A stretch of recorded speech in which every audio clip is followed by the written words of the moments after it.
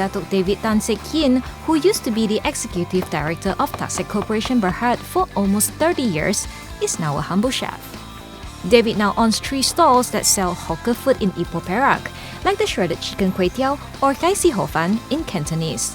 His love for this local old-time favorite kuey teow had him searched and reinvented the taste to perfection. I cannot find the kai si ho fan taste 30 years ago. The original kai si ho fan taste, which is the last time that I eat that taste was in Cavan Street. 5 years, can't get that taste.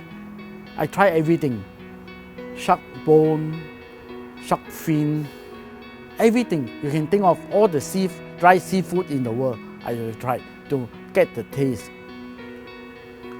I can't stand it anymore. So I went to this guy in Old Town because he's the only one with this original taste. I said, Sifu, how come your soup has some burnt smell, you know? And he got very angry. So he took out something for me to smell and asked me, is it this smell? Yeah, Sifu, yeah. How you make it? So he said, I can't tell you. I use shallot and garlic. Actually, I really thank him. He was always my Sifu. Because without him, I'm still looking for the taste in the soup. Sure, you have eaten almost every style hor fun in Ipoh. Oh yes. But this is What would you rate number 1? This is the best. Number one. To me, it's number 1. Okay, then what about you? What do you like best about his store? Well, of course, the taste is fantastic. Hawker stores usually don't serve red chili. Actually, it's a strategy. What do you mean? Because if it's spicy, they don't take so much, so I don't have to use so much. You use green one, it's not nice, but they eat a lot. Actually, you count the costing, it's almost the same. Hey, Tina, this is my central kitchen. I know this is your kitchen, but it still looks like a mini industry kilang. Oh, it's the same. Whatever I do during my working time in the cement industry, and here it's the same thing because I have to manage worker, I have to manage time. Costing is the main thing, budgeting, okay, and also equipment. In the kitchen, you have to get the best equipment that can save you time, because time is money. If you can save time, you don't need to use so much gas, so much electricity. That's why these are the profit that hidden inside the cost.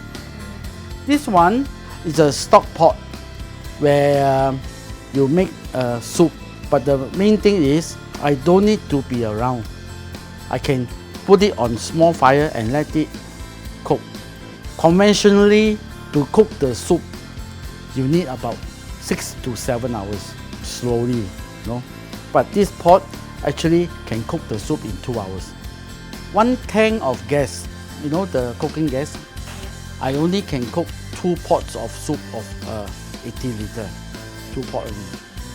But by using this, I can make 8 pots of soup with 1 tank of gas. That 6 pot of soup, the gas for another 6 pot is my profit.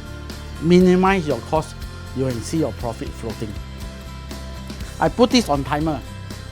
Let's say 3 a.m. the blower start by itself. At 6 o'clock, when my guys comes in, they can cook the chicken inside here. Each pot, I have already do an SOP, standard operating procedure, which is how many bones, put in what ingredients, how much water, boil for how long. Then later on, what seasoning put in, all in the packet. As I said, the sambal that we do, after finishing, we put in the boxes, then we put in the freezer. Because I always travel back to Hong Kong, Singapore, you know, so I must keep soup just in case the worker sick cannot cook the soup. I have enough soup for 15 days. Every day I cook it, and then I will use the fresh one for use in my store. The extra one I will put here.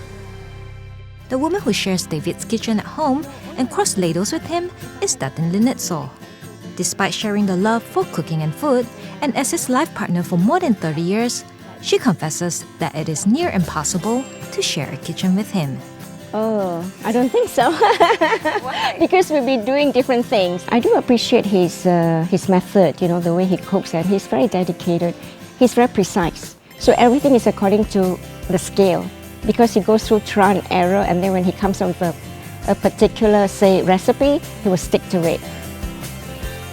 You want to bring Malaysia food out of the country someday? Yes, Australia is good to do because there are a lot of students there from Malaysia and Singapore and dying to eat Asian food. I'm not too young anymore. This year I'm 60. If I can work until 90, I will work until 90. But I love cooking. Yes, I love to see people smile when they eat my food.